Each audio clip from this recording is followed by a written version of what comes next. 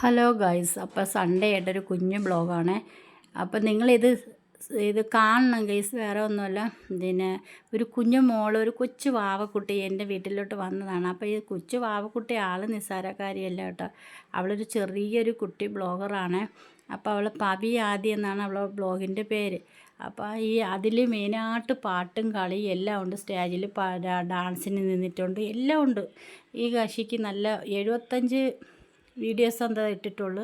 അപ്പോൾ എൻ്റെ മോളോട്ട് നല്ല കൂട്ടാണ്, മൊബൈലിൽ കൂടി എപ്പോഴും സംസാരിക്കും.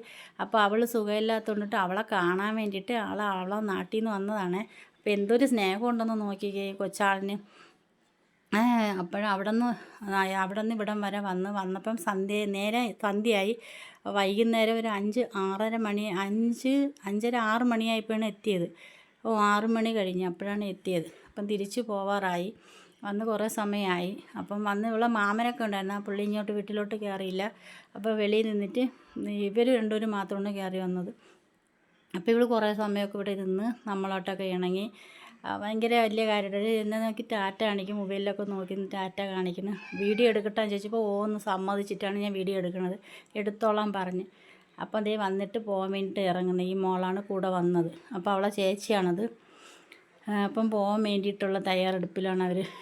പോകാൻ വേണ്ടിയിട്ട് പോകണം. അപ്പോൾ എൻ്റെ മൂത്തോൾ പറയണ അമ്മാമ്മയ്ക്ക് ടാറ്റ കൊടുക്കുകയെന്ന് പറയണം. അപ്പോഴവൾ എന്നെ നോക്കി ചിരിക്കുന്നു. അപ്പം വലിയ കാര്യമാണ് ഇവളുമായിട്ട്. ഇവൾക്കൊരു കുഞ്ഞു വാവയുണ്ട്.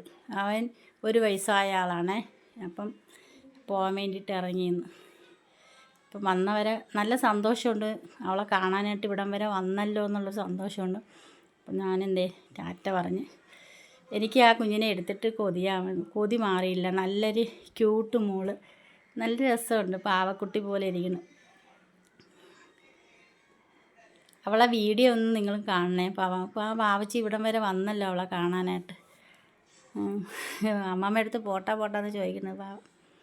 അപ്പോൾ ഇത്രയൊക്കെ ഉള്ളൂ. എൻ്റെ വീഡിയോ ഇഷ്ടമായ ലൈക്ക് ചെയ്യുക, ഷെയർ ചെയ്യുക, സപ്പോർട്ട് ചെയ്യുക. ബായ്.